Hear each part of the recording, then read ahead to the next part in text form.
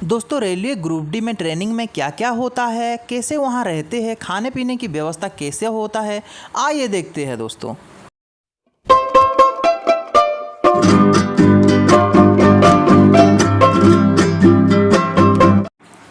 तो दोस्तों जैसे ही आपका रिटिन का एग्ज़ाम क्लियर होता है उसके बाद आपको फिज़िकल के लिए भेज दिया जाएगा।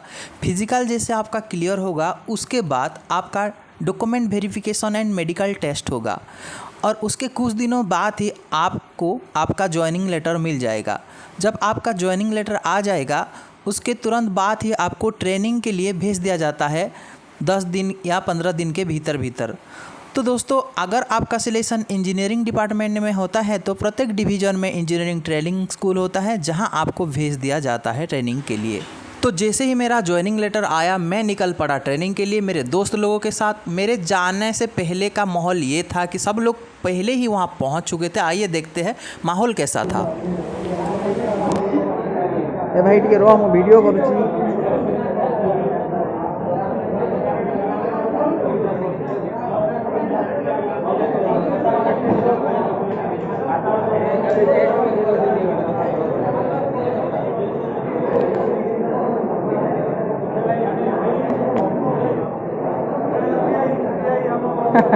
हाई कर दियो सबे हाई कर दियो।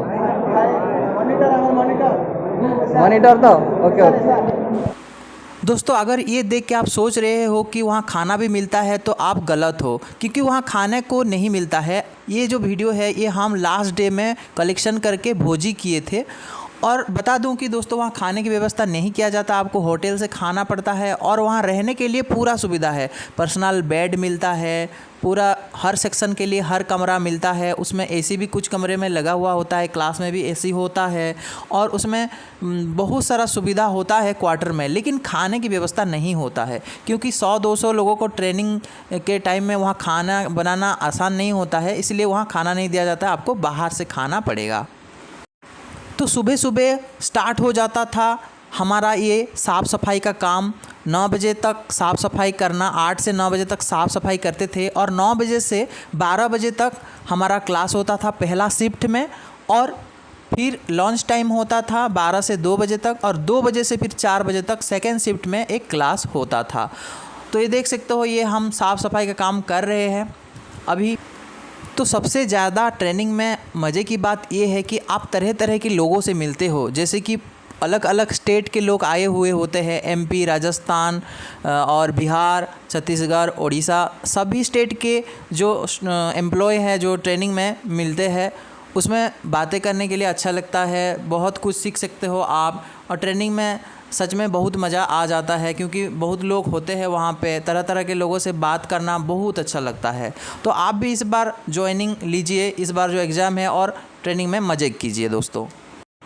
तो दोस्तों ट्रेनिंग में मेनली बताया जाता है कि ट्रैक को कैसे सुरक्षित रखना है, क्योंकि ट्रैक मेंटेनर का ट्रेनिंग था तो ट्रैक के बारे में बताया जाता है, उसको कैसे सुरक्षित रखना है, ट्रेन एक्सीडेंट को कैसे बचाना है, इसके बारे में बताया जाता है। उसके अलावा रेल का फेलियर होना और जो बकलिंग का रेल होता है उसको कैसे ठीक करना, और जो कोरुगेटेड रेल होता है उसको कैसे पहचानना, और रेल की पूरी जो जितने भी समस्या होते हैं, प्लेट फास्टनिंग करना कैसे है, वो सारे सब कुछ सिखाया जाता है।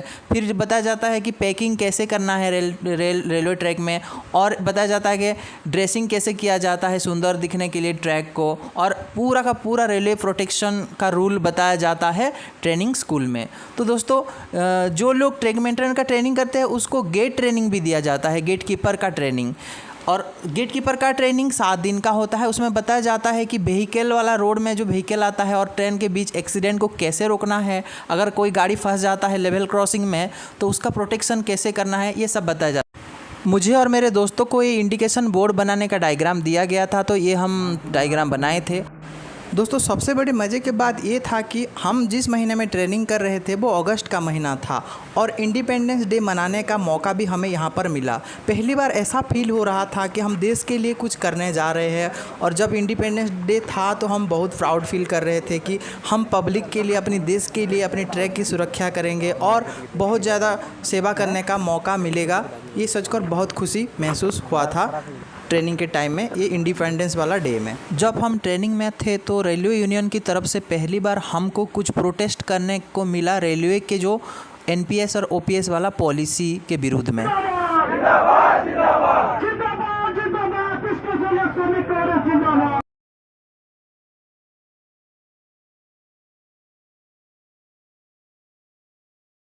दोस्तों ट्रेनिंग के अलावा घूमने के लिए भी कुछ टाइम मिला, जिसमें हम घूमने गए थे समलेश्वरी टेम्पल, जिसका रिनोवेशन हुआ है और बहुत ज़्यादा सुंदर दिख रहा था उसका प्लेस जो था, और बहुत ज़्यादा एंजॉय करने के लिए भी मिला फ्रेंड लोगों के साथ।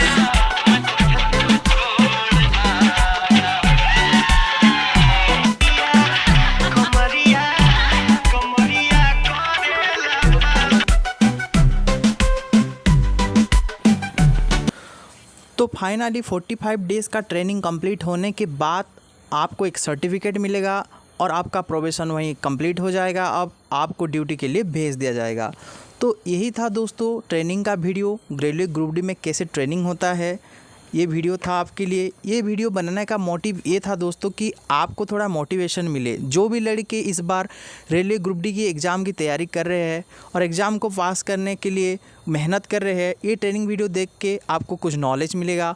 और अगले वीडियो में मैं बताऊंगा कि रेलवे ग्रुप डी में कितने पोस्ट होते हैं, कितने तरह के पोस्ट होते हैं, और सभी पोस्ट का जॉब क्या होता है, जॉब प्रोफाइल और सैलरी कितना मिलता है, वो अगले वीडियो में बताऊँगा। तब तक के लिए बाय।